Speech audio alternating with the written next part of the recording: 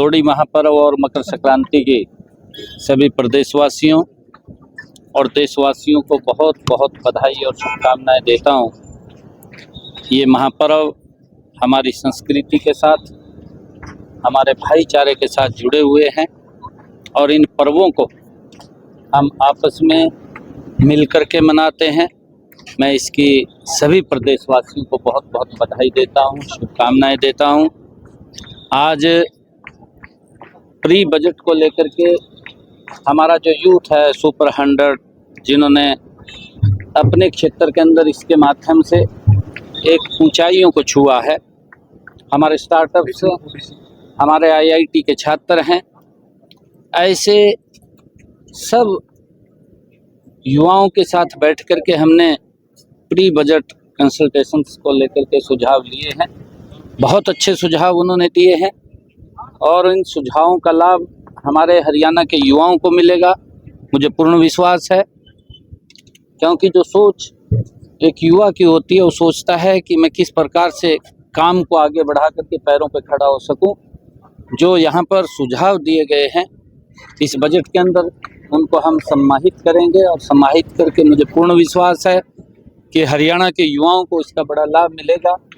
अच्छे सुझाव हमारे पास आए।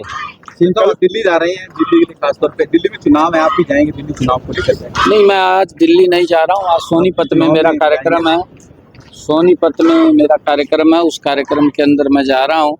और मैं लोहड़ी पर्व की पुनः सभी को बहुत बहुत बधाई और शुभकामनाएं देता हूँ। पंजाब के कार्यकर्ताओं से बातचीत की है कल सर, दिल्ली चुनाव को लेकर क्या कहेंगे? दिल्ली में चुनाव है और दिल्ली में भारतीय जनता पार्टी की सरकार आदरणीय मोदी जी के नेतृत्व में बड़े मैंडेट के साथ आ रही है।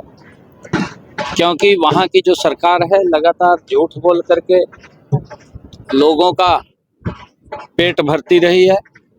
लोग अब समझ चुके हैं, जो व्यक्ति आम आदमी की बात करता था वही व्यक्ति ने आम आदमी का शोषण किया है। और जो व्यक्ति सुविधाएं ना लेने की बात करता था, उसने सबसे ज़्यादा सुविधाएं लेने का काम किया है और लोगों को झूठ बोल करके वोट लिया है। लोग समझ चुके हैं और उनके झूठ का पर्दाफाश हुआ है। क्योंकि दिल्ली के लोग भी जानते हैं कि ये व्यक्ति जो कांग्रेस को गालियां दे करके और भ्रष्टाचार की लड़ाई लड़ करके वो सत्ता के ऊपर काबिज हुआ था, सबसे ज़्यादा भ्रष्टाचार की दलदल में अगर कोई डूबा है तो वहाँ की सरकार डूबी है। और लोगों को इस बात का रोष है कि उसने हमें भी वहाँ पर अपमानित करने का काम किया है। और उसका गुस्सा 5 तारीख को दिल्ली के लोग वो वहाँ की सरकार के ऊपर निकालने जा रहे हैं। 8 तारीख को जब रिजल्ट आएगा तो कहीं ये दिखाई नहीं देगा, क्योंकि भ्रष्टाचार में फंसा हुआ व्यक्ति है। इसकी पूरी सरकार भ्रष्टाचार में घिरी हुई है। और जब भ्रष्टाचार में घिर जाती है, क्योंकि व्यक्ति विकास की तरफ नहीं, व्यक्ति अगर दूसरी तरफ सोचता है कि भाई मेरा क्या होगा, तो फिर लोग सोचेंगे अब 5 तारीख को कालिया तेरा क्या होगा। पंजाब के कार्यकर्ताओं से बातचीत की है सर, की बैठक ली थी, बकायदा उनको कहा गया है कि क्राइम ना हो, सख्ती दे दी है। साइबर अपराध को लेकर आपने बैठक ली थी, बकायदा SPDC को निर्देश दिया है कि अपराध ना हो हरियाणा प्रदेश में। हाँ बिल्कुल, हमने SPs की बैठक ली है, फिर DCs की बैठक ली है और उसके अंदर हमने स्पष्ट ये कहा है कि नशे को लेकर के कि जिसके ऊपर सख्ताई से कड़ाई से काम करें ताकि नशे की कमर को तोड़ा जा सके।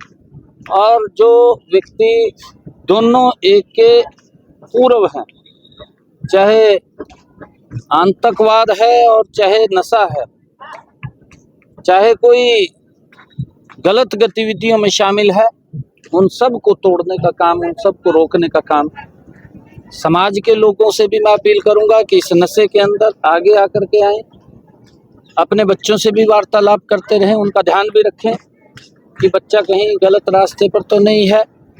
मैं युवाओं से भी अपील करूंगा कि आप गलत रास्ते की बजाय, क्योंकि इससे हमारा शारीरिक रूप से तो नुकसान होता है, हम काम नहीं कर पाते, शरीर कमजोर होता है, परंतु विकास की गति भी रुक जाती है।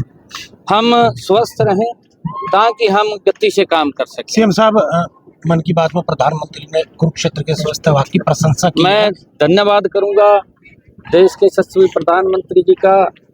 हमारे यहाँ के जो डॉक्टर्स थे उन्होंने मलेरिया को लेकर के जिस प्रकार का यहाँ पर लोगों को जागरूक करने का काम किया है और उसकी प्रशंसा आदरणीय प्रधानमंत्री जी ने की है।